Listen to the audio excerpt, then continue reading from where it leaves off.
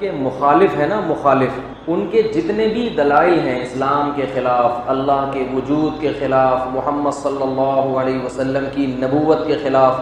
ابھی دیکھو حضرت اقدس حضرت مفتی تقی عثمانی صاحب دامت برکاتہم العالیہ پر جب قاتلانہ حملہ ہوا، اللہ نے بچایا آپ کو.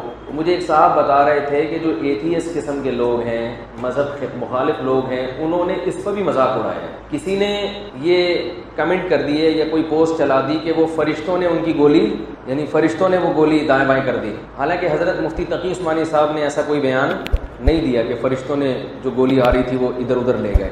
کسی نے کر دیا ہوگا کہ بھائی میرا خیال ہے یہ گولی کس نے دائیں بائیں کر دی؟ فرشتوں نے. اس پہ جو اسلام مخالف لوگ ہیں ان کو مذاق اڑانے کا گویا موقع مل گیا کہ کیا فرشتے، ہاں فرشتوں نے یوں کر دیا ہوگا، فرشتوں نے یوں کر دیا ہوگا. حالانکہ فرشتے کر سکتے ہیں، یہ کوئی عقل کے خلاف نہیں ہے. وہ جو مذاق اڑا رہے ہیں، میں نہیں کہہ رہا کہ یہ فرشتوں نے کیا ہے، مجھے نہیں پتا، جو بھی ہوا ہے بس بچ گئے. اتفاقی طور پہ بھی بچت ہو سکتی ہے، خاص اللہ کی مدد بھی ہو سکتی ہے. جب اچھے پہلو پر اس کو پھیرنا ممکن ہے تو اتفاقی واقعہ کیوں قرار دے انسان؟ یہ بولے بھائی بہت بڑے بزرگ تھے، عالم تھے، تو اللہ نے بچا لیا، دعائیں کام آ گئیں. تو اب چونکہ کسی نے فرشتوں کا بھی ذکر کر دیا تو لبرل جو لوگ ہیں جو اللہ کو نہیں مانتے ان کو مذاق اڑانے کا گویا کہ ایک موقع مل گیا. انہوں نے کہا فرشتوں نے، فرشتے، یہ بس یعنی ان کا مقصد ہے کہ مولویوں نے نا لوگوں کو فرشتوں، جن، چڑیل، بھوتوں کے چکر میں ڈالا ہوا ہے. حالانکہ فرشتے کا کسی چیز کو دائیں یا بائیں کر دینا یہ عقل سے بعید، یہ عقل کے خلاف نہیں ہے. یہ لوگ اس بیس پہ ان باتوں کا مذاق اڑاتے ہیں. یہاں تو ہم نہیں کہہ سکتے فرشتوں نے کیا ہے، لیکن بہت سی جگہوں پہ قرآن و سنت سے ثابت ہے کہ فرشتے انسان کی مدد کرتے ہیں. بہت سی جگہوں پہ ثابت ہے اور کی ہے فرشتوں نے. یہ مشاہدات پر مبنی ایک حقیقت ہے. جب صدر ضیاء کے دور میں رشیا کے خلاف افغانستان میں جہاد ہو رہا تھا، بہت سے لوگوں نے فرشتوں کو اپنی آنکھوں سے اترتے ہوئے دیکھا ہے انسان کی مدد کے لیے. آپ کو ایک چیز نظر نہیں آ رہی تو آپ بولو بھائی مجھے سمجھ میں نہیں آ رہی. آپ انکار کس بیس پہ کرتے ہو؟ آپ کہہ دو کہ میری تحقیق سے یہ کیا ہے. ہر چیز میں ٹانگ اڑانا، بولو بھائی یہ اچھا کام تھوڑی ہوتا ہے. ہر چیز میں آپ ٹانگ اڑاؤ، جو چیز آپ کی سمجھ میں نہیں آ رہی تو اس کا مطلب وہ ہے ہی نہیں. آپ مجھ پہ اعتراض کر سکتے ہیں کہ مفتی صاحب آپ بھی تو بہت سی چیزوں میں کہتے ہو، جیسے روحانی عاملوں کے بارے میں ہیں بھائی کہ یہ ہماری سمجھ میں نہیں آ رہی، تو آپ اس فیلڈ میں ماہر نہیں ہو تو آپ کی بھی سمجھ میں نہیں آ رہی، تو آپ کو ان کی فیلڈ میں ٹانگ اڑانے کی بولو بھائی کیا ضرورت. اس کا جواب یہ ہے کہ جو چیز سمجھ میں نہیں آ رہی اگر اس کے برحق ہونے کی کوئی اور دلیل ہے، کوئی اور دلیل اس کے برحق ہونے کی قائم ہو گئی ہے، تو پھر ضروری نہیں کہ وہ آپ کی سمجھ میں آئے تو ہم ایمان لائیں. ہم اس کو کسی اور دلیل سے ایمان لا رہے ہیں. فرشتے ہماری بھی سمجھ میں نہیں آتے، لیکن ان کے برحق ہونے کی ایک دلیل ہے قرآن و سنت، جو ہماری سمجھ میں آتا ہے. وہ سمجھ میں آتا ہے کہ وہ غلط نہیں کہتے، وہ غلط، اس کے برحق ہونے کی دلیل قائم ہو چکی. دیکھو ایک مثال دیتا ہوں. آپ ڈاکٹر کے پاس گئے، آپ کو مسلسل کھانسی ہے، کچھ علامتیں دیکھ کے ڈاکٹر نے کہا کہ آپ کو ٹی بی ہے. اب چونکہ یہ آپ کی فیلڈ نہیں ہے تو آپ کی سمجھ میں نہیں آئی، مگر پھر بھی آپ ٹیسٹ کرواؤ گے، علاج کرواؤ گے. لوگ کہیں گے تمہیں سمجھ میں آ گیا کہ ٹی بی ہے. آپ کہو گے بھائی مجھے تو سمجھ میں نہیں آ رہا، لیکن جس ڈاکٹر نے مجھے کہا ہے وہ ڈاکٹر مجھے سمجھ میں آ رہا ہے کہ وہ ڈاکٹر ہے، اس کا ڈاکٹر ہونا دلیل سے کیا ہے؟ ثابت ہے. تو اب میری سمجھ میں نہیں آئے گا تو بھی میں مانوں گا کیونکہ دلیل اس کے برحق ہونے پر قائم ہو چکی. تو روحانی علاج والے جو کچھ کر رہے ہیں نا لوگوں کو بیوقوف بنانے کے لیے، یہ میری سمجھ میں نہیں آتا، لیکن کسی کی بھی سمجھ میں نہیں آتا. خود ان کی اپنی بھی سمجھ میں نہیں آتا. ان کے پاس جب بیٹھ جاؤ نا، ان سے کچھ کراس کویشچن پوچھو تو ان کی بھی سمجھ میں نہیں آتا. جنات جلا دیے، 10,000 جلا دیے، اس کے ساتھ اتنے جنات، اس کے ساتھ اتنی چڑیلیں، اور برحق ہونے کی کوئی دلیل ہے نہیں. کیونکہ برحق ہونے کی دلیل یا تو شریعت سے ہوتی ہے یا مشاہدے سے ہوتی ہے. یا تو اسلام کہہ دے کہ یہ ایسا ہے تو ہم مان لیں گے، یا مشاہدہ ہو جائے. نہ مشاہدہ ہے، مشاہدہ تو ان کے باطل ہونے پر ہے کہ ان کے پاس یہ کچھ ہوتا، جنات جلا دیے، جن سے یہ کروا دیا، وہ کروا دیا. بہت سارے کام ان کے خود نہیں ہو رہے ہوتے. کیوں نہیں ہو رہے بھائی تمہارے؟ اب یہ ٹاپک پھر میں ادھر نکل جاؤں گا تو پھر موضوع چینج ہو جائے گا. عامروں کی اچھی خاصی دھنائی الحمدللہ ہو چکی ہے، اب وہ خود ہی آٹومیٹک ہو گئے ہیں. اب میں تو کافی حد تک چپ ہو گیا، وہ خود میرے خلاف آٹومیٹک چل پڑے، وہ خود ہی جا رہے ہیں میرے خلاف پوسٹیں بنا بنا کے بدنام کرنے کے لیے چلائے جا رہے ہیں. میں نے کہا چلو یہ خود پاگل ہونے کی دلیل ہوتی ہے. ٹھیک ہے نا؟ اچھا خیر. تو جب کسی چیز کے برحق ہونے کی اخبار، خبر، فقہ آدمی کی خبر، یہ خود ایک دلیل ہوتی ہے کسی چیز کے برحق ہونے پر. فرشتوں کا وجود، فرشتے انسان کی مدد کرتے ہیں، اس پر اتنے تواتر سے روایات ہیں، اتنے تواتر سے لوگوں کے مشاہدے ہیں کہ آپ ان مشاہدوں کا انکار نہیں کر سکتے۔ قرآن و سنت نے تو بتایا کہ فرشتوں کا وجود ہے، وہ تو اللہ اس کے رسول نے بتایا، وہ تو ہمیں ان کے بتانے سے یقین آ گیا، لیکن اس کے علاوہ بھی اخبار ہیں۔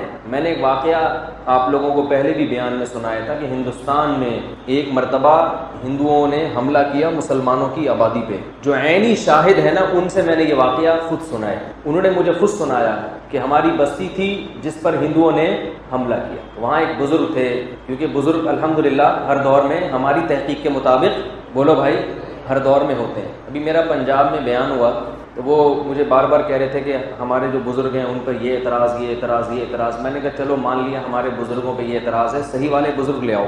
جیسے وہ منکرین حدیث بخاری مسلم کو غلط کہتے ہیں نا، ہم کہتے ہیں چلو فرض کر لو غلط ہے، تو صحیح نبی کے اقوال کی صحیح کتابیں کہاں ہیں؟ تو قرآن کی جو نبی نے تشریح کی ہے وہ کہاں گئی؟ تو ایسے ہی میں کہتا ہوں اگر ہمارے والے غلط ہیں تو صحیح والے تم سند کے ساتھ نبی صلی اللہ علیہ وسلم تک پیش کر دو کہ یہ میرے دادا بزرگ، یہ میرے پردادا بزرگ، یہ ان کے ابا بزرگ، اور یہ سلسلہ کہاں تک پہنچتا ہے؟ محمد صلی اللہ علیہ وسلم تک۔ تو ہم مان لیں گے کہ یہ والے صحیح تھے۔ اور وہی بات گھوم گھوم کے اگر آپ کہتے ہو نہیں میں بزرگوں کو مانتا ہی نہیں، میں تو قرآن و حدیث کو مانتا ہوں، تو اس کا مطلب ہے کہ آپ قرآن و حدیث کو بھی نہیں مانتے، کیونکہ جیسے جو حدیث کا انکار کرنے والا ہے وہ جب یہ کہتا ہے کہ میں صرف قرآن کو مانتا ہوں حدیث کو نہیں مانتا، تو وہ قرآن کو بھی نہیں مانتا، کیونکہ حدیث کو حجت کس نے قرار دیا؟ قرآن نے۔ تو اسی طرح جو کہتے ہیں میں بزرگوں کو نہیں مانتا، یہ سب غلط ہیں، میں صرف قرآن کو مانتا ہوں، تو وہ قرآن و حدیث کو بھی نہیں مانتا، کیونکہ قرآن و حدیث کے مطابق امت میں کسی بھی زمانے میں بزرگ شارٹ نہیں ہوں گے، ٹھیک ہے نا، ہر دور میں بزرگ ہول سیل کے حساب سے موجود رہیں گے، یہ قرآن و حدیث سے ثابت ہے۔ نہیں آ رہی بات؟ ہاں اس میں فرق کرنا پڑے گا، صحیح بزرگ اور غلط۔ تو آپ ہمارے والوں کو، جو ہمارے نہیں ہیں صرف سب کے ہیں، تھے وہ سب کے، لیکن آپ نے چونکہ ان سے کنارہ کشی اختیار کر لی، اپنے دامن کو ان سے دور کر دیا، اب آپ کے پاس بزرگ ہے نہیں، تو آپ نے جو سب کے بزرگ تھے ان کو ہمارے کھاتے میں ڈال دیا کہ یہ آپ لوگوں کے ہیں اور آپ ان کا دفاع کر رہے ہو، حالانکہ وہ سب کے ہیں۔ آج اگر کوئی امام بخاری پر اعتراض کرتا ہے تو ہم سب دفاع کریں گے نا، اب وہ کہے کہ تم اپنے بزرگوں کا دفاع کر رہے ہو، بھائی یہ ہمارے نہیں ہیں تو سب کے ہیں، کہ نہیں تمہارے ہیں ہمارے نہیں ہیں، تو ہم کہیں گے تھے تمہارے بھی، تم نے خام خواہ میں اپنے آپ کو ان سے برات کا اعلان کر دیا ہے، تو سب کے ہیں۔ ہندوستان میں، بر صغیر میں، عرب میں، پوری دنیا میں جہاں بھی کوئی اللہ والا آیا ہے جس نے دین کے لیے محنت کی ہے، وہ ہم سب کا کیا ہے؟ بزرگ ہے، ہم سب کے ذمہ اس کا دفاع کرنا، اور اگر اس سے کوئی غلطی ہوئی ہے جو کہ ہو سکتی ہے تو اس غلطی میں اس کو فالو نہ کرنا۔ سمجھ میں آ رہی ہے بات؟ غلطی میں بھی اس کو فالو کریں گے تو یہ شخصیت پرستی ہے جو اسلام میں جائز نہیں۔ خیر، تو یہ جو فرشتوں کا، وہ مجھے بتا رہے تھے کہ ایک بزرگ تھے، اب وہ چونکہ بزرگ دیوبند سے پڑھے ہوئے تھے تو میری کم بختی کہ میں دیوبند کا نام لے رہا ہوں، ٹھیک ہے، پڑھے ہوئے وہاں سے تھے، مجبوری ہے۔ لوگ کہتے ہیں مسلک کی باتیں کر رہے ہیں، میں مسلک کی بات نہیں کر رہا، وہ اتفاق کی واقعہ ہے کہ وہ کہاں سے پڑھے ہوئے تھے؟ دیوبند سے، ٹھیک ہے نا۔ تو وہ ان جنہوں نے مجھے یہ واقعہ سنایا نا، ان کا تعلق تھا تبلیغی جماعت سے، ہمارے محلے میں بہت نیک آدمی تھے، میں ان کو دیکھتا تھا ہر وقت نماز میں، تہجد میں، اور بڑے اللہ والے آدمی تھے۔ میری ان سے گپ شپ تھی تو انہوں نے بتایا کہ حملہ کرنے کے لیے آئے، یہ مسلمان بہت کمزور تھے، ہوتا نا بلوا، پہلے بہت ہوتا تھا بلوا ہندوستان میں، کہہ رہے کمزور تھے، کچھ بھی نہیں تھا، کہہ رہے میں نے ان بزرگ کو دیکھا، وہ گھر کی چھت پہ کھڑے ہوئے اور اللہ سے گڑ گڑا کے دعا مانگنا شروع کی۔ کہہ رہے ہم نے اپنی آنکھوں سے گھوڑوں پر فرشتوں کو اترتے ہوئے دیکھا ہے، گھوڑوں پر اترتے ہوئے دیکھا، اور پھر پوری فوج نے ان پہ حملہ کیا، ان کو مارا، قتل کیا، بہت سے فرار ہو گئے، بھاگ گئے۔ یہ میں نے اپنے کانوں سے ان بزرگ سے براہ راست سنا ہے، اور مجھے یقین ہے کہ وہ جھوٹ بولنے والے نہیں ہیں۔ تو یہ مدد فرشتوں کی مشاہدے پر مبنی، آپ کا مشاہدہ نہیں ہے تو آپ مذاق اڑاؤ، آپ کہو یہ ڈرامے بازی ہے، ٹھیک ہے، چلو یہ مشاہدہ غلط ہو سکتا ہے، لیکن جیسے یاد رکھو ایک شخص کے سچے ہونے پر جب دلیل قائم ہو جائے تو اس کی خبر کو سچا مانا جاتا ہے، حالانکہ جج نے خود وہ واقعہ اپنی آنکھوں سے نہیں دیکھا ہوتا، لیکن جج پابند ہے کہ جب گواہوں کا سچا ہونا ثابت ہو جائے تو آپ ان کی گواہی کے مطابق فیصلہ کرنے پر مجبور ہیں، حالانکہ اس میں کسی کا نقصان بھی ہو رہا ہے۔ تو یہ کیا بات ہے کہ جب ایک شخص کا سچا ہونا دلیل سے ثابت ہو گیا، اور وہ کوئی ایسی بات بھی نہیں کر رہا جو عقل کے خلاف ہے، وہ عقل سے بالا تر بات کر رہا ہے، آپ کی عقل کی پہنچ نہیں ہے وہاں تک، اگر وہ عقل کے خلاف بات کرتا تو جھٹلاتے آپ۔ ایک ہوتا ہے ما وراء العقل، عقل کی وہاں تک پہنچ نہیں ہے، اور ایک ہے عقل کے خلاف۔ کوئی یہ کہتا ہے کہ 2 اور 2 5 ہوتے ہیں، تو یہ ما وراء ماوراء العقل نہیں ہے، یہ عقل کے خلاف ہے. ساری دنیا بھی جمع ہو کر کہہ دے کہ 2 اور 2 5 ہیں تو وہ دنیا کو بیوقوف کہا جائے گا، غلط کہا جائے گا، کیونکہ یہ ہماری عقل کے دائرے میں یہ چیز آتی ہے کہ بھئی 2 کو 2 سے ملایا جائے تو 4 جواب آئے گا، 5 نہیں آئے گا. یہ عقل کے خلاف ہے. اور ایک چیز ہے، ایسی چیز ہے کہ ہماری عقل وہاں تک پہنچ ہی نہیں پاتی، کیونکہ وہ ہم مادی زندگی دیکھی ہے ہم نے. ہم جو چیز دیکھتے ہیں، جہاں تک ہمارے دماغ کی پہنچ ہے وہ ہماری ریسرچ میں آئے گی. بہت ساری چیزیں ایسی ہیں دنیا میں جو ہماری لیبارٹری میں ٹیسٹ نہیں ہو سکتی. ہم تو ایک حد تک جا سکتے ہیں، ہماری دیکھنے کی صلاحیت محدود ہے یا نہیں ہے.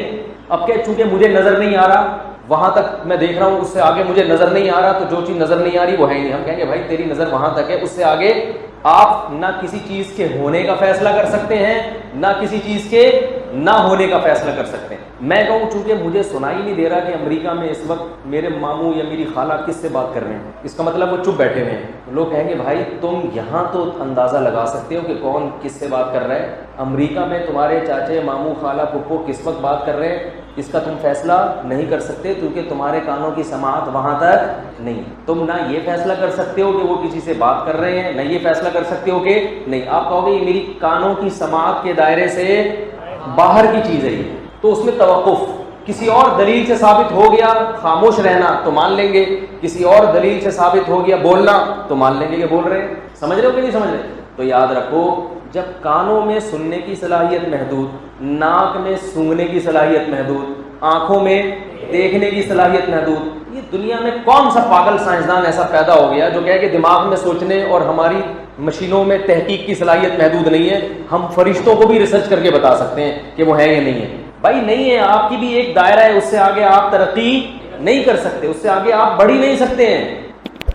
تو اس سے آگے آپ سائنس کی دنیا میں بات ہی نہیں کر سکتے کہ یہ ہے یا نہیں. لہذا وہ آپ کا ٹاپک ہی نہیں ہے کہ آپ کہیں کہ میری عقل میں فرشتے نہیں آ رہے، کسی لیبارٹری میں نہیں ہے. یہی مذاق اڑایا فیس بک پہ لوگوں نے. کون سی لیبارٹری ہے جس نے آج تک کسی فرشتے کو ٹریس کیا ہو؟ یہ فرشتہ نیوٹن کی سمجھ میں کیوں نہیں آیا؟ ایڈیسن نے بلب ایجاد کر لیا، فرشتہ کیوں نہیں نظر آیا؟ ابے بھائی ایڈیسن، وہ کیا نام تھا اس کا؟ ایڈیسن ہی تھا. وہ بلب کو ایجاد کر کے آپ یہ کیوں نہیں کہا اس کو موبائل فون کیوں نہیں سمجھ میں آیا ایڈیسن کے؟ جو چیزیں تحقیق میں آ سکتی ہیں وہاں تک وہ نہیں پہنچا، تو جو چیزیں انسان کی عقل کے دائرہ کار میں آتی نہیں ہے وہاں تک کیسے پہنچے گا وہ؟ کیا ہو گیا؟ جب کوئی آپ سے کہا کرے نا یہ جو سائنس، یہ جو فرشتے ہیں اور یہ جو جنات ہیں، یہ اتنا بڑا جو جاپان کا سائنسدان ہے اس کی سمجھ میں کیوں نہیں آیا، تو آپ اس سے کسی بڑے سائنسدان کا نام لے لیا کرو کہ اس کی سمجھ میں وہ دوسرے سائنسدان کی تحقیق کیوں نہیں آئی، وہ دوسری تحقیق اس نے کیوں کی ہے، اس نے کیوں نہیں کی ہے بھائی. تو جو چیزیں قابل تحقیق ہیں وہ بھی ہر ایک سائنسدان کی سمجھ میں نہیں آتی. کسی کی سمجھ میں کیا آئے گا، کسی کی سمجھ میں کچھ اور آئے گا. تو جو تحقیق کے قابل ہی نہیں ہے، وہ مادی چیز ہی نہیں ہے، اس کے بارے میں یہ کہنا کہ اتنے بڑے سائنسدان امریکہ کی سمجھ میں نہیں آئے فرشتے، تو یہ مولویوں کی سمجھ میں کہاں سے آ گئے؟ تو یہ پرلے درجے کی حماقت اور بیوقوفی ہے. سمجھ رہے ہو بات کو؟ پرلے درجے کی بیوقوفی ہے. یہ حیرت اس پر ہے کہ یہ لوگ کہتے ہیں ہم عقل سے فیصلہ کرتے ہیں، لیکن یہ عقل کے علاوہ ہر چیز سے فیصلہ کرتے ہیں. فیصلہ کرنے میں یہ عقل استعمال نہیں کرتے. یاد رکھو، عقل صرف ان لوگوں کے پاس ہوتی ہے جو مذہب کو فالو کرتے ہیں. کسی بڑے سے بڑے فنٹر کو میرے سامنے بٹھا دیں، میں بڑے دعوے نہیں کر رہا، 2 منٹ میں انشاءاللہ بتا دوں گا کہ ان میں عقل کے علاوہ دنیا کی ہر چیز ہے ان کے دماغ میں. یہ صرف دعوے ہیں. جیسے ویمن رائٹس پہ دعوے ہیں نا، عورت کی آزادی، مقصد ہے عورت کا بیڑا غرق، تو ایسے ہی یہ دعوے کرتے ہیں ہم عقل کو مانتے ہیں، ہم عقل کو مانتے ہیں. ہم مولویوں کی طرح بے عقلی کی باتیں نہیں کرتے. اصل بات یہ کہ عقل کے علاوہ دنیا کی ہر چیز کو مانتے ہیں، یہ عقل ہی کو نہیں مانتے. اگر عقل اللہ کے وجود کے انکار کی طرف لے کر جاتی، اگر عقل ہمیں پیغمبر کی رسالت کا انکار کی طرف لے کر جاتی، اگر عقل جنت اور جہنم کا انکار کرواتی انسان سے، تو قرآن بار بار عقل کے استعمال کا حکم نہ دیتا. نہیں یاری بات، یہ قرآن کا پھر معاذ اللہ ویک پوائنٹ ہو جاتا. مذہب کا ویک پوائنٹ کیا ہوتا؟ عقل کا استعمال. آپ سے کر رہا ہوں، یہ بھی ہمارے مذہب کا حصہ ہے.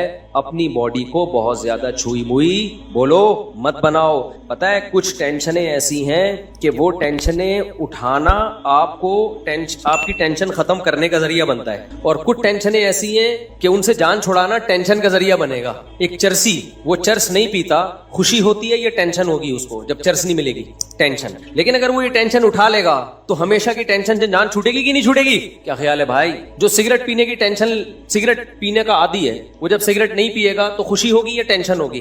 ٹینشن ہوگی. لیکن یہ ٹینشن چند دن اٹھا لے تو یہ بہت بڑی ٹینشنوں سے اس کو نجات دے, خرچہ بچ جائے گا اس کا, اور وہ جو اس کی سگریٹ نہ ملنے پر طبیعت خراب ہوتی تھی وہ طبیعت خراب ہونا بند, سگریٹ پینے کے بعد جو اس کو سکون ملتا تھا وہ سگریٹ پیے بغیر ہی ملنا شروع ہو جائے گا. کیا خیال ہے بھائی؟ تو جو سکون کے پیچھے بھاگتے ہیں نا ان کو سکون کے علاوہ سب کچھ ملتا ہے. میں نے اور آپ نے یہ دیکھنا ہے کہ اللہ رسول کا حکم کیا ہے, اس کو فوکس کرو گے تو سکون آپ کے پیچھے بھاگے گا.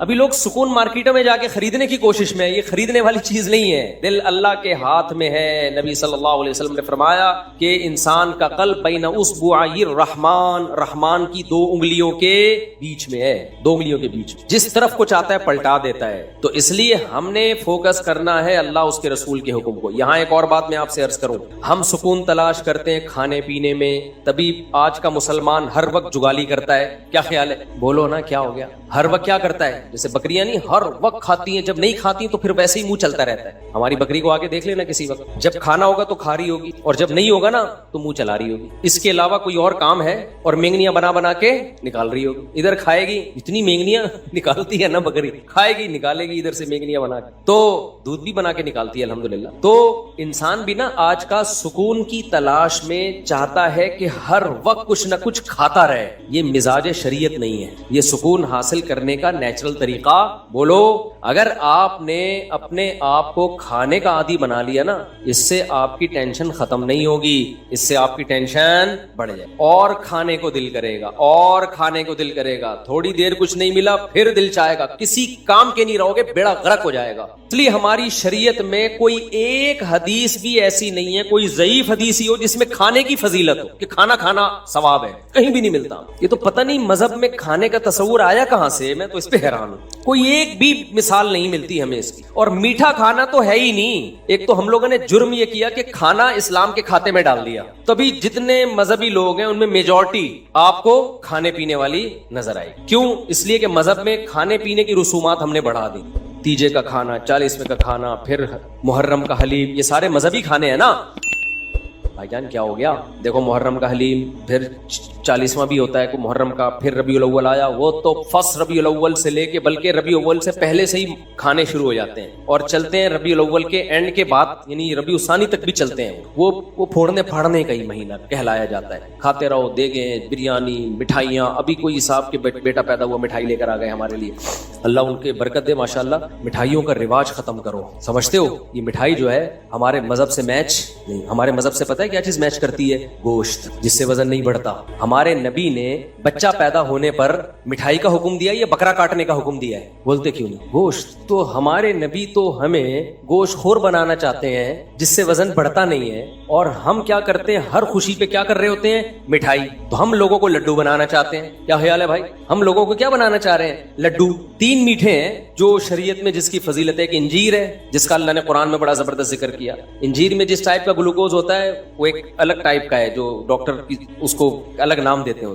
دوسرا ہے شہد, اس میں بھی ڈیفرنٹ ٹائپ کا گلوکوز ہوتا ہے. اور تیسری چیز ہے کھجور, اس میں دونوں طرح کا گلوکوز ہوتا ہے. تو اس کے علاوہ تو ہمیں نہیں ملتا کوئی. ادھر سے آپ صلی اللہ علیہ وسلم نے کوئی جلیبی کبھی کھائی ہو, یا کبھی آپ صلی اللہ علیہ وسلم نے برفی کھائی ہو. مٹھائیوں کے نام ہیں ہی نہیں. کھا لیں آپ, ہم بھی کبھی کبھار کھا لیتے ہیں, اس پہ مذہب کا لیبل. بولو یہ میرا بیان جو ہے نا, آپ کہیں گے مفتی صاحب کس ٹائپ کا بیان لے کے بیٹھ گئے ہو آپ. یہ میں وہ باتیں آپ کے سامنے کر رہا ہوں جو ہماری سوسائٹی کی نیڈ ہے. دیکھو اسلام کی خوراکوں پہ اگر غور کرو گے نا تو پتا چلے گا کہ اسلام آپ کو ایکٹیو بنانا چاہتا ہے, اسلام آپ کو سست نہیں بنانا چاہتا. ہمارے جو دیندار حضرات ہیں یا مسلم قوم ہے, ان کی خوراکیں ایسی ہیں کہ یہ کم بہت چست ہو ہی نہیں سکتے. تو جو چست نہیں ہو سکتا وہ مذہب پہ کیسے عمل کر سکتا ہے؟ نہیں آ رہی میرا خیال ہے بات. مذہب میں نا سستی منع ہے. نبی صلی اللہ علیہ وسلم نے فرمایا اللہم انی اعوذ بک من الجبن ومن الکسل, اے اللہ بزدلی سے بھی تیری پناہ مانگتا ہوں اور سستی سے بھی تیری پناہ مانگتا ہوں. اسلام ایک پورا پیکیج ہے. اگر سستی سے نبی نے پناہ مانگی ہے, سستی کو کی حوصلہ شکنی کی ہے, تو یہ ہو سکتا تھا اسلام آپ کو خوراکیں وہ کھلائے جو آپ کو کولیسٹرول کا ڈبہ بنا دیں, سست بنا دیں, اور پھر چستی کی ترغیبیں دے. اس کا مطلب دیکھو ایک ڈاکٹر ورک شاپ کروا رہا ہو اور آپ کو ایکٹیو رہنے کے طریقے بتا رہا ہو, اور پھر ہر ایک کے سامنے رسگلے کے ڈبے لا کے رکھ دیے ہوں, تو آپ کہیں گے ڈاکٹر صاحب آپ کی باتوں میں اور آپ کے ایٹیٹیوڈ میں تضاد ہے, یہ دونوں آپس میں ملتی نہیں. اور آسان مثال، ایک ڈاکٹر آپ کو کینسر کے خلاف موٹیویٹ کر رہا ہو، سمجھا رہا ہو کینسر بہت خطرناک ہے، کینسر سے دور بھاگو، کینسر سگریٹ سے ہوتا ہے، کینسر موٹاپے سے ہوتا ہے، کینسر فلانی چیز سے ہوتا ہے، کینسر ڈمکانی چیز سے ہوتا ہے، اس کے بعد پھر سٹا لگا رہا ہے بیٹھ، اور آپ کا ایک ڈبہ آپ کو بھی پکڑا ہے گولڈ لیف، یہ لی کیٹو کنگ سائز فلٹر، ہمارے دور میں یہی ایڈ آتے تھے، اب پتہ نہیں کیا آ رہے ہیں، یہ کھائیے۔ آپ بولو گے ڈاکٹر صاحب وہ کیا تقریر تھی وہ جو آپ گھنٹوں سے کر رہے تھے؟ تو ڈاکٹر کیا اصل میں مجھے لیکچر کے پیسے ملتے ہیں، تو لیکچر تو میں نے دینا ہے بھائی، اس لیکچر کے تو مجھے پیسے ملتے ہیں تو وہ تو میں نے دینا تھا، اس لیے باقی اب یہ ہمارا آپس کا معاملہ ہے، ہم سگریٹ پیتے ہیں کہ نہیں پیتے۔ تو آپ بولو گے ٹھیک ہے، پھر آپ ایک ایز اے لیکچرار بہت ایک اچھے ہیں، آپ ایز اے موٹیویشنل اسپیکر آپ کی 2 ٹکے کی حیثیت نہیں، آپ تو لوگوں کو ڈی موٹیویٹ کر رہے ہیں۔ تو آپ مجھے ایک بات بتاؤ، ہمارے نبی صلی اللہ علیہ وسلم اگر خوراکیں ہمیں وہ بتاتے جو ہمیں سست بنائیں اور ترغیب ہمیں چست رہنے کی دیتے، تو کیا آپ اللہ کے پیغمبر ہوتے ہیں؟ بولتے کیوں نہیں، پھر ہوتے اللہ کے پیغمبر نہیں۔ آپ کو پتا ہے یہ جو کھانا پینا ہے نا، یہ ہمارے مذہب کا بہت اہم ٹاپک ہے، یہ ہلکا نہیں ہے۔ نماز روزہ تو ہے ہی، اسلام کے 5 ارکان وہ تو ہیں ہی، لیکن نماز روزے پر آنے کے لیے اور اپنی زندگی میں شریعت کو لانے کے لیے اور بھی کچھ پیکج دیے پیغمبر صلی اللہ علیہ وسلم نے۔ جب تک ان پیکجز کو ہم اختیار نہیں کریں گے، اسلام پہ چلنا ہمارے لیے ممکن نہیں ہوگا۔ اس کی مثال میں آپ کو دیتا ہوں، اسلام میں بے جا غصہ، بلا وجہ غصہ، یہ ہر وقت توے پہ بعض لوگ جیسے بیٹھے رہتے ہیں نا غصے میں، یہ اچھی خصلت ہے یا بری خصلت ہے؟ قرآن کہتا ہے والکاظمین الغیظ، نیک لوگ غصے کو کیا کرتے ہیں؟ پیتے ہیں۔ اب ایک طرف اسلام کہہ رہا ہے کہ غصہ بری چیز ہے، کبھی کبھار تو ٹھیک ہے، ضرورت بھی ہوتی ہے، وہ نیچرل بھی ہے، بلا وجہ چھوٹی چھوٹی باتوں پہ ایک دم ناک پہ مکھی بٹھا کے رکھنا ہر وقت، بعض لوگوں کی عادت ایسی ہوتی ہے جیسے ابھی ایک دھماکے سے پھٹ جائیں گے وہ نا، تو یہ بری خصلت ہے۔ کیا خیال ہے؟ تو جب بھی کوئی عالم بزرگ غصے کا علاج کرے، جس کے پاس آپ جاؤ، تو وہ غصے کے دونوں پہلوؤں پہ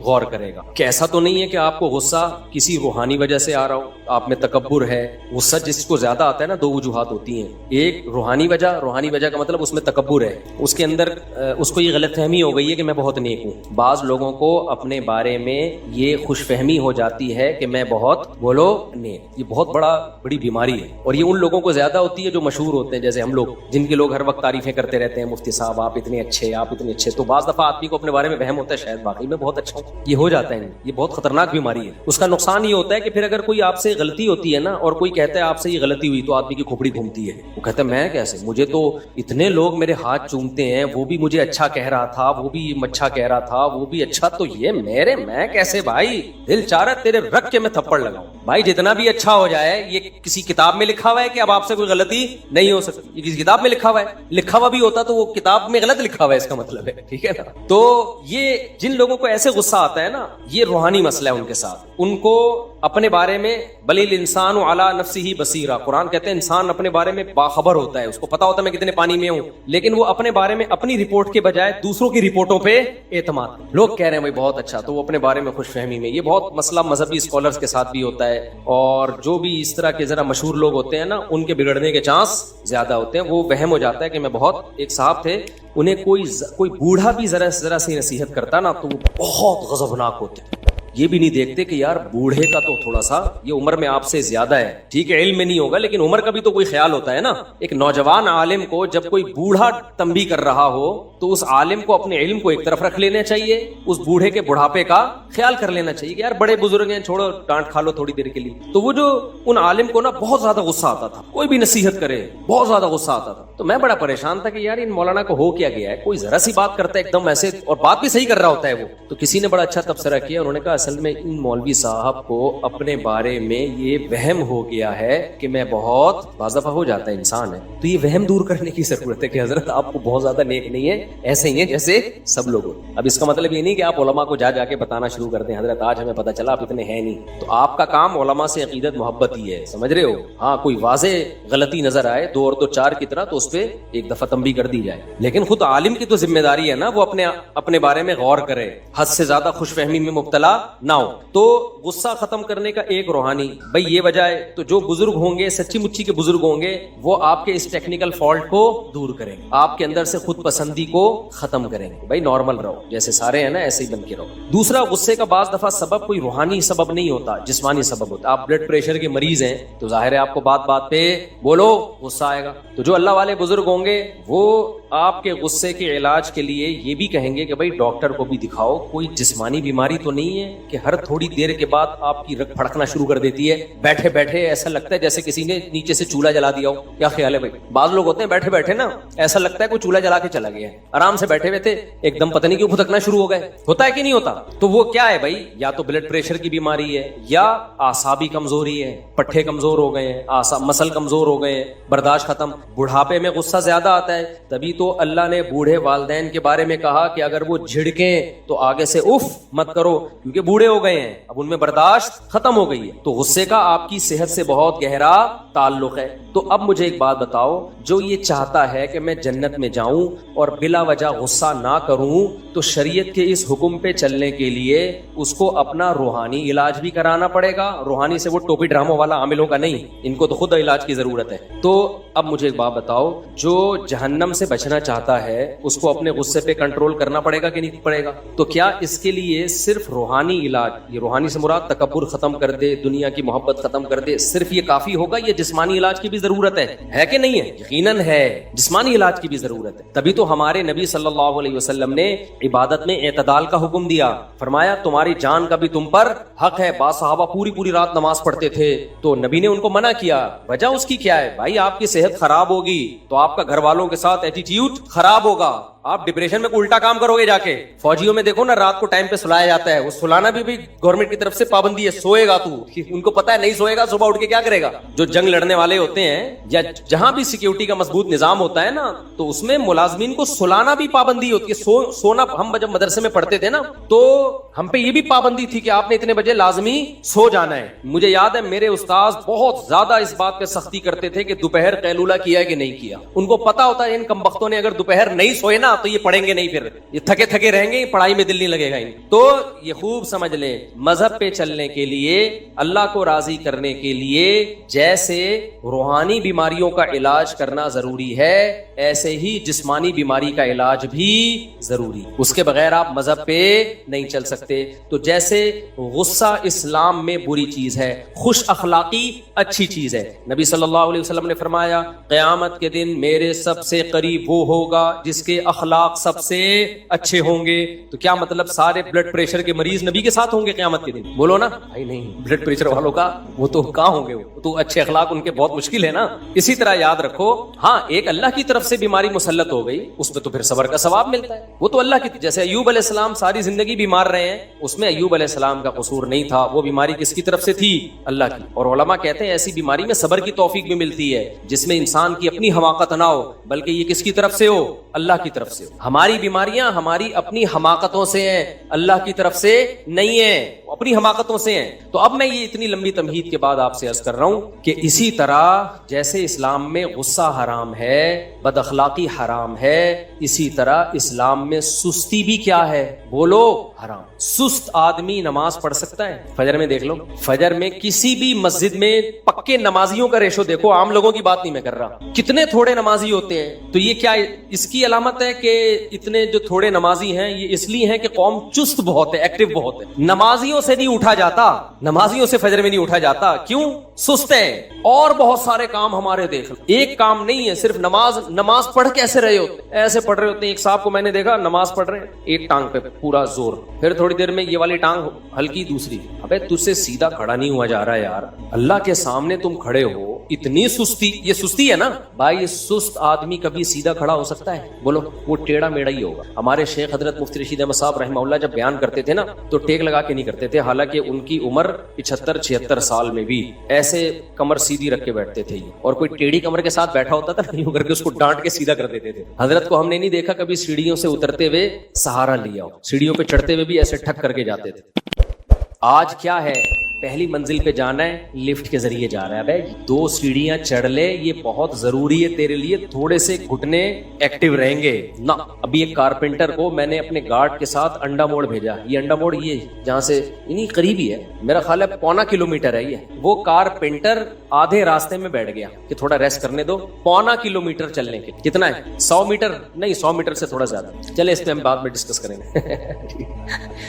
وہ بیٹھ گیا بیچ میں, جوان آدمی. تو یہ قوم کی حالت ہے, تو یہ جہاد کرے گی؟ یہ جہاد کرے گی؟ تو سستی اسلام میں بری چیز ہے. چستی کیا ہے؟ میں بھی چستی پہ اتنے بیانات کر رہا ہوں, آپ یہ نہ سمجھے مفتی صاحب پتہ نہیں کتنے ایکٹیو ہوں گے, ہم بھی آپ جیسے ہی ہیں, لیکن بات تو وہی کریں نا جو ٹھیک ہو. کیا خیال ہے؟ تو اب مجھے ایک بات بتاؤ, جب ہمیں صحابہ میں کوئی سست نہیں ملتا اور اتنی قربانیاں سست لوگوں کا کام ہے ہی نہیں جو قربانیاں صحابہ نے. خالد بن ولید نے روم اور فارس کے بخی ادھیڑ کے رکھ دیے تھے. ہمارے مجاہدین جو ماضی میں ہم لوگوں نے دنیا فتح کی ہیں, فرانس تک پہنچ چکی تھی ہماری فوجیں, اور ادھر فتح کرتے کرتے شام, اور ادھر ایسٹ کی طرف انڈونیشیا, ملیشیا, یہ ساری اسلامی سلطنتیں یہ تو بہت پہلے اسلام میں داخل ہو چکی ہیں. کابل تک مسلمان فوجیں حضرت عثمان کے دور میں آ چکی تھیں, وہاں صحابہ کی قبریں ملتی ہیں. ازبکستان, آذربائیجان, یہ سب حضرت عثمان کے دور میں فتح ہو چکا تھا. تو یہ سست لوگوں کا کام ہو سکتا ہے؟ اگر نبی صلی اللہ علیہ وسلم صحابہ کو ربیع الاول کے حلووں پہ ڈال کے چلے گئے ہو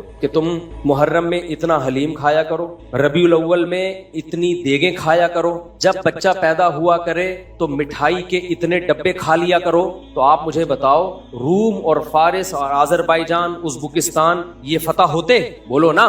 تو مذہب پہ چلنا ممکن ہی نہیں ہے سست آدمی کے لیے, سمجھ لو نا. اس سے فجر میں اٹھا جائے گا, اٹھ کے آئے گا تو ایسے لگے گا جیسے قبر سے کسی نے مردہ اکھاڑا ہوا ہے. آپ دیکھ لو نا, جو سست بچے ہوتے ہیں آپ ان کو اٹھاؤ تو صحیح, ایسے مرے ہوئے آ رہے ہوتے ہیں جیسے تجھے پھانسی کے پھندے کی طرف لے کے جا رہے ہیں, ہم پھانسی گھاٹ کی طرف لے کے جا رہے ہیں. پھر آگے بیٹھے گا تو وضو خانے میں بیٹھ جائے گا, وہیں جھومتا رہے گا بیٹھ کے. پھر وضو خانے سے اس کو اٹھاؤ گے, آگے کھڑا ہوگا, پھر عجیب اسٹائل سے کبھی ایک پاؤں پہ سہارا لے کے ادھر, کبھی ادھر, کبھی پھر ناک میں کھجا رہا ہے, کبھی کان میں انگلی گھما رہا ہے. نہ نماز میں خشوع و خضوع, نہ وضو تمیز سے ہوگا اس کا. عجیب. تو یہ کیا ہے بھائی؟ یہ کسی کام کا نہیں ہے, یہ امت پہ بوجھ ہے, یہ نمازیوں کو بدنام کر رہا ہے. بوڑھا امام ہوتا ہے نا, بوڑھا امام, وہ بیچارہ سمجھ میں آتا ہے کہ رکوع میں گیا دیر, اللہ اکبر کہہ دیا اور رکوع میں جانے میں دیر ہو گئی, سجدے میں جانے میں دیر ہو گئی, سجدے سے اٹھنے میں دیر ہو گئی. بوڑھے ہوتے ہیں وہ تو مجبور ہیں بیچارے, بڑھاپے میں ہو جاتا. میں نے جوان امام دیکھے ہیں سجدے میں جا رہے ہیں, اللہ اتنا لمبا اللہ اکبر کہ پبلک سجدے میں پہلے پہنچ چکی ہے, امام صاحب ابھی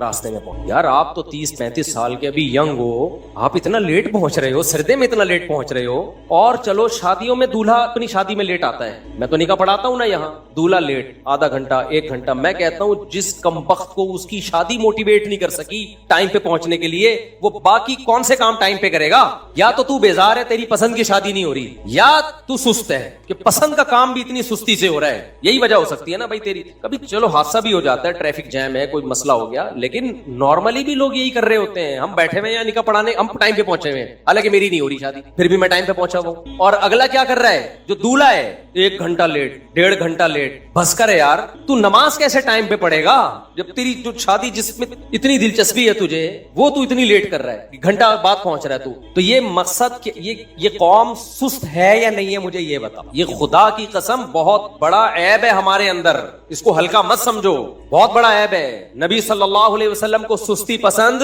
نہیں ہے, اور آپ صلی اللہ علیہ وسلم کی صحیح بخاری کی حدیث ہے, آپ صلی اللہ علیہ وسلم نے فرمایا, ہم خطبوں میں یہ حدیث سنتے ہیں نا, خیر القرون قرنی ثم الذین یلونہم ثم الذین یلونہم. یہ بہت زیادہ ہم نے سنی ہے حدیثیں. آپ کو پتہ ہے پوری حدیث ہم نے نہیں سنی, ہم یہاں تک حدیث سنا کے بریک لگا دیتے ہیں. ہمیں پتہ ہے آگے ہم نے بیان کی تو ہو سکتا ہے میرے ہی خلاف جا رہی ہو وہ حدیث, کیونکہ میرے ابھی دفتر میں بھی مٹھائی کا ڈبہ رکھا ہوا ہے, نیت خراب ہو رہی تھی میری بھی. تو نبی صلی اللہ علیہ وسلم نے فرمایا سب سے بہترین امت میری یعنی صحابہ کی, پھر ان کے بعد والی بھی سب سے بہترین یعنی تابعین کی, پھر ان کے بعد والی بھی یعنی تبع تابعین کی.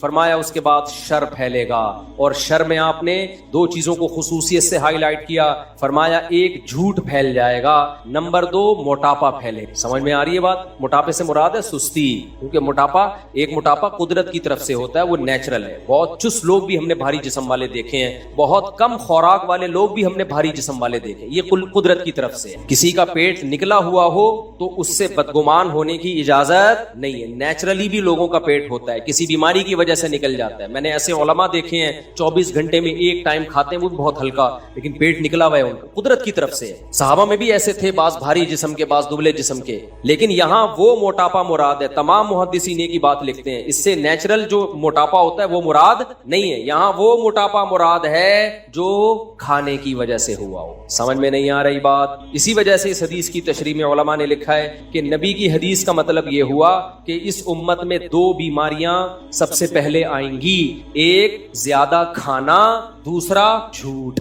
دوسرا کیا آئے گا بھائی؟ بات کریں گے تو جھوٹ بولیں گے۔ ہر آدمی کیا بول رہا ہے آج، کیا کر رہا ہے آج کل؟ جب بھی کوئی بات کر رہا ہوتا ہے پتہ ہی نہیں چلتا کہ سچ بول رہا ہے کہ جھوٹ بول رہا ہے، قسمیں اٹھا لے گا، پوری بات ہی نہیں کرے گا کبھی تو۔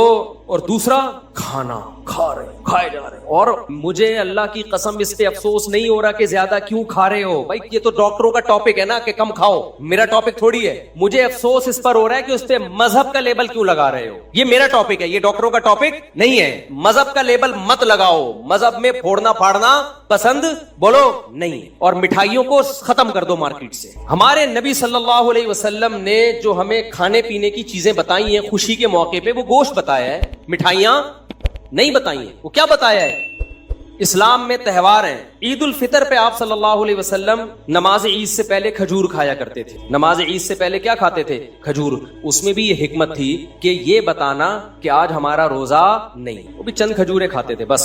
باقی ہمارے نبی صلی اللہ علیہ وسلم سے تہواروں پہ کیا ثابت ہے؟ بقرعید ہمارا تہوار ہے، کیا اسلام میں یہ ہے؟ دیکھو ہندو جب تہوار مناتے ہیں تو وہ طرح طرح کے ویجیٹیبل اور مٹھائیاں کھاتے بھی ہیں اور کھلاتے ہیں، ایسا ہی ہوتا ہے کہ نہیں ہوتا؟ سویٹس یہی ہوتا ہے نا۔ لبرل سیکولر لوگوں کا ایک تہوار ہوتا ہے برتھ ڈے، اس میں وہ کیا کاٹتے ہیں؟ کیک، فل کارب ڈائٹ، تھوڑے دنوں میں انسان کو بھی کیک کی طرح کھلا دیتے، ایسی ڈائٹ۔ یہ ایک تہوار ہے سیکولر اور لبرل لوگوں کا، اس میں وہ کیا کھاتے ہیں بھائی؟ میں اسلام کا مقابلہ کرا رہا ہوں نا لبرلزم سے اور دوسرے مذاہب سے۔ کرسمس میں بھی کیا کھائے جاتے ہیں؟ کیک کھائے جاتے ہیں، زیادہ تر مٹھائیاں گفٹ کی جاتی ہیں۔ اسلام میں تہوار ہے عید الفطر، اس میں کیا ہے؟ عید سے پہلے چند کھجوریں، وہ بھی یہ بتانے کے لیے کہ آج ہمارا روزہ نہیں۔ اس میں یہ حکمت علماء نے بیان کی کہ ایسا نہ ہو کہ روزہ ہے بھائی آج نہیں رکھے، آج نہیں ہے، عمل سے ثابت کریں گے نہیں آج روزہ۔ نمبر 2، اسلام میں تہوار ہے بقرعید، خوشی کا دن ہے نا، اس میں مٹھائی کے ڈبے کاٹنے کا حکم ہے۔ بھائی اسلام نے کہا ہوتا بھائی دوسری عید آ رہی ہے تمہاری، تو اب تم نے کیا کرنا ہے؟ تم نے زردے کی دیگیں پکانی ہیں، تم نے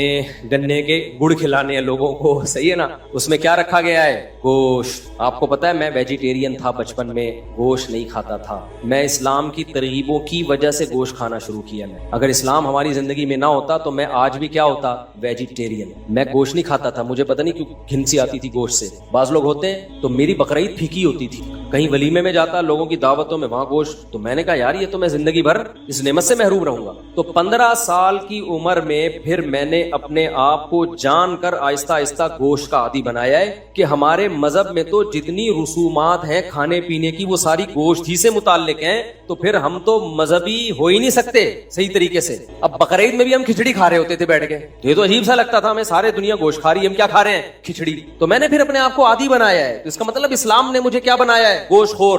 سمجھتے ہو کہ نہیں سمجھتے ہو؟ مجھے گوشت خور بنانے والا کون ہے؟ اسلام ہے۔ اگر اسلام میں مٹھائیاں ہوتی نا تو آج میں مٹھائی خور ہوتا، گوشت خور نہ ہوتا، اور میں پھر پتہ یہاں آپ کے سامنے بیٹھا ہوا ہوتا 4 آدمیوں کے برابر ہوتا، میرے لیے ایک الگ سے بنایا جاتا ہے یہاں تک، اور میں کم ہوتا، یعنی اس میں میں کم ہوتا اور میرا جسہ زیادہ ہوتا، میری باڈی زیادہ ہوتی اس میں۔ تو ایک بقرعید ہے اسلام میں، اس میں بھی کیا ہے؟ بولو گوشت۔ تیسری خوشی شادی، یہ بھی خوشی کا دن ہے، اس میں ولیمہ ہے۔ نبی نے فرمایا اولم ولو بشاتن، ولیمہ کرو اگرچہ ایک بکرا کاٹتے ہی کیوں نہ ہو۔ تو وہاں بھی کیا کھلایا جا رہا ہے؟ گوشت۔ مٹھائی کے ڈبے بولو نہیں ہے، حلوے مانڈے نہیں ہے۔ اور چوتھی خوشی انسان کو ہوتی ہے بچے کی پیدائش پر۔ فیملی پلاننگ والوں کو تو بالکل بھی خوشی نہیں ہوتی، وہ کہتے ہیں یہ کیا ہو گیا، آبادی بڑھ رہی ہے اور مسائل بڑھتے چلے جا رہے ہیں، لیکن اسلام کہتا ہے ان کی باتوں میں مت آؤ۔ کسی انسان کے لیے اللہ کی طرف سے اولاد سے بڑا گفٹ کوئی بھی نہیں ہے، یہ اولاد ٹینشن نہیں ہے، بلکہ اللہ کی طرف سے کیا ہے؟ تحفہ ہے، ہبہ ہے۔ یہب لمن یشاء اناسا، جس کو چاہتا ہوں بیٹیاں گفٹ میں دیتا ہوں۔ اگر یہ پینلٹی ہوتی تو اللہ اس کے لیے گفٹ کا لفظ استعمال نہ کرتا۔ آپ نے کسی کو تھپڑ لگایا، وہ کہہ رہے یہ کیا کہہ رہی ہے؟ میں نے آپ کو گفٹ دیا ہے۔ آپ بولو گے کم بخت زخم پہ نمک تو نہ چھڑک، ٹینشن دے رہا ہے اور نام اس کو کس چیز کا دے رہا ہے؟ گفٹ کا۔ تو اللہ نے اولاد کے لیے کیا کہا؟ گفٹ ہے۔ تو اب مجھے ایک بات بتاؤ، اللہ میاں نے اس خوشی کے موقع پر بھی مٹھائی کا تذکرہ، رسگلوں کا، گلاب جامن کا، حلوے مانڈوں کا، کسٹرڈ کا، اور گاجر کے حلوے کا، اور کدو کے حلوے کا، اور کتنے حلوے رہ گئے ہیں؟ سوہن حلوہ۔ سوہن حلوے پہ اتنے فراڈ ہوتے ہیں آپ کو کیا بتاؤں میں۔ بس میں ایک دفعہ بیٹھا ہوا تھا، کھڑکی سے ایک بندہ آیا، سوہن حلوہ، میں نے کہا چلو گھر جا رہا ہوں، ادھر کے پیچھے سے میں آ رہا تھا، بہت پرانی بات ہے، میں نے کہا چلو کچھ گھر میں ایک تحفہ لے جاتا ہوں۔ تو اس نے دکھایا بڑا زبردست، میں نے نکال کے پیسے دیے، دوسرا ڈبہ پکڑا پکڑا کے بھاگ گیا. اس کو کھولا تو عجیب سی چیز تھی اس کے اندر. اب میں نکلوں, بس بھری ہوئی ہے, میں ونڈو سیٹ چھوڑ کر جاؤں اس ڈبے کے پیچھے, وہ پتہ نہیں کہاں گیا. پھر میری سیڑھی بھی گئی تو ہم نے بس انا للہ پڑا. ایسے اسپیڈ سے اس نے یوں دکھایا بڑا زبردست حلوہ. میں نے کہا یہ لو پیسے. اس نے کہا ڈبہ دوسرا پکڑا دیا. میں نے کہا یہ سیمپل ہوگا, یہ اوریجنل ہوگا. ہم نے رکھا, جب کھولا اس کے اندر کچھ عجیب سی چیز پڑی ہوئی تھی. تو ایسا یہ تو کلاکاری ہے, یہ کیا ایک کمال ہے. مجھے کہیں ملے تو میں اس کا شکریہ ادا کروں گا. ویل ڈن, زبردست. تو یہ یہاں نہیں, دنیا بھر میں ہوتا ہے. کسی نے بتایا کہ چائنیز سے کسی نے لیپ ٹاپ منگوایا. ابے چھوڑو, اب یہ کس سے لے کے بیٹھ جاؤں گا میں. تو ہمارے نبی نے عقیقے کے موقع پہ ہمیں کیا حکم دیا؟ مٹھائی کے ڈبے یا گوشت؟ گوشت کھاؤ. اپنے بچوں کو چاکلیٹوں کے اور مٹھائی کے ڈبوں کا عادی مت بناؤ, یہ سست بنیں گے. گوشت کھلاؤ تو کیا بنیں گے؟ چست. سمجھتے ہو؟ گوشت کھلاؤ تو کیا بنیں گے؟ چست. میں یہ نہیں کہہ رہا کہ سبزی کھانا چھوڑ دیں, وہ بھی کھائیں, لیکن یہ جو نیچرل میٹھا بھی کھاؤ. آپ کھجورے کھا لو, انجیر کھا لو, کشمش کھا لو اپنے خرچے پہ. ایسی چیزیں مت کھاؤ جس سے آپ خود مٹھائی کا ڈبہ بن جاؤ. تھوڑے دن خود کیا بن جاؤ آپ, اس سے آپ کے اندر سستی پیدا ہوگی. میں جو اپنے واقعات سناتا ہوں, شو مارنا قطعاً نیت نہیں ہوتی. موٹیویشن کے لیے انسان اپنے واقعات بھی سنا سکتا ہے. دیکھو آپ کو میں ایک عجیب بات بتاؤں, 20-25 سال پرانی بات بتا رہا ہوں آپ کو میں, بلکہ اس سے بھی زیادہ. میں نے 20-25 سال سے شربت نہیں پیا ہوگا, شاید ایک آدھ دفعہ کبھی پی لیا ہو, بہت زیادہ 2-4 دفعہ پی لیا ہوگا. یہ جو شربت نہیں ہوتا چینی کے شربت, چاہے وہ روح افزا ہو, چاہے وہ نورس ہو, چاہے وہ کوئی اور شربت ہو, چینی والا کوئی بھی شربت, 20-25 سال بلکہ شاید 30 سال ہو گئے ہوں, مجھے نہیں یاد پڑتا. بچپن سے نہ افطاری میں, نہ سحری میں, نہ کہیں دعوت پہ میں پیتا ہی نہیں ہے, الا ماشاء اللہ کبھی کبھار شاید پی لیا ہو. کیوں؟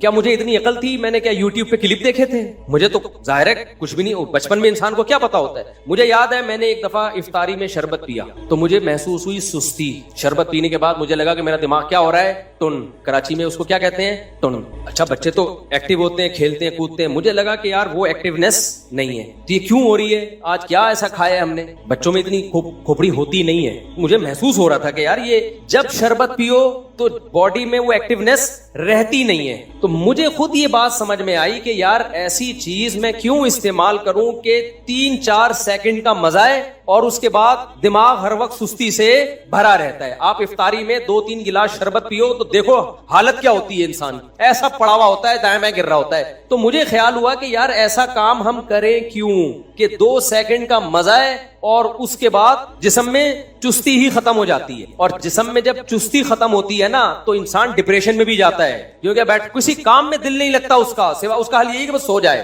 تو اب کیا سوتے ہی رہے سارا دن؟ تو اس وقت اللہ نے مجھے یہ عقل دی کہ بھائی یہ پینے کے بعد سستی پیدا ہو رہی ہے, لہذا یہ کام کرنے کا نہیں ہے. مجھے کسی ڈاکٹر نے نہیں بتایا, کسی حکیم نے نہیں بتایا, نہ میں نے کسی کو مشورہ دیا کہ یہ کام مت کیا کرو. کیوں میں نے اس لیے مشورہ نہیں دیا, میں نے کہا ضروری تو نہیں جو میری باڈی کے ساتھ ہو رہا ہے وہی دوسرے کے ساتھ بھی ہو رہا ہو. ایک مثال ہو گئی. دوسری مثال, میں جامعہ رشید میں پڑھاتا ہوں. ایک دن ایک طالب علم گاجر کا حلوہ لے کر آیا صبح. اتنا مزے کا حلوہ اس نے خاص اسٹائل سے بنایا ہوا تھا, ہم نے بھی 2 نوالے لے لیے. ہم نے گاجر کے حلوے کے فضائل سنے ہوئے تھے, حکیموں سے بڑا طاقتور ہوتا ہے, یہ ہوتا ہے وغیرہ وغیرہ. تو میں نے اس طالب علم سے وہ ریسیپی لی وہ حلوہ بنانے کی. وہ ڈفرینٹ اسٹائل کا حلوہ تھا. میں نے کیا, یہ بھی کئی سال پرانی بات ہے, میں نے کیا کیا, میں نے کہا ناشتے میں اسی اسٹائل میں حلوہ بنا کے کھاؤں. میں نے وہ حلوہ بنا کے کھایا, مزہ بہت آیا. لیکن جب میں مدرسے پڑھانے کے لیے پہنچا تو میں نے دیکھا جس طرح میں ایکٹیو ہو کے بچوں کو پڑھاتا ہوں اس طرح مجھ میں ایکٹیونیس ختم ہو. تو مزہ ہی نہیں آ رہا, دماغ کیا ہو رہا ہے, بولو سست. ایک دفعہ کھایا ہوگا, اس کے بعد میں نے اس طالب علم کو بولا بھائی شاید جو بنایا تھا نا پورا بھر کے وہ میں نے اسی کو لا کے گفٹ کر دیا.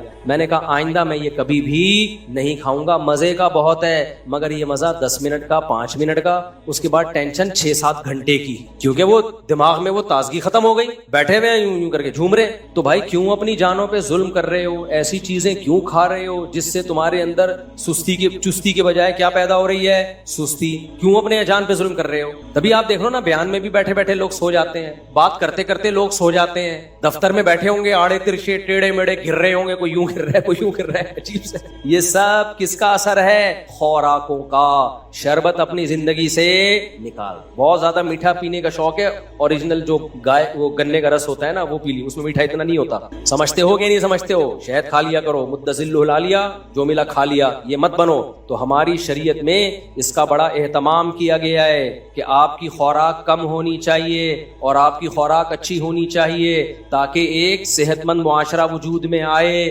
آپ میں جسم بھاری نہ ہو, آپ چست رہیں, آپ میں سستی نہ ہو، تاکہ آپ شریعت کے احکامات کو خوش دلی کے ساتھ بجا لائیں. آپ کا دماغ فریش ہوگا.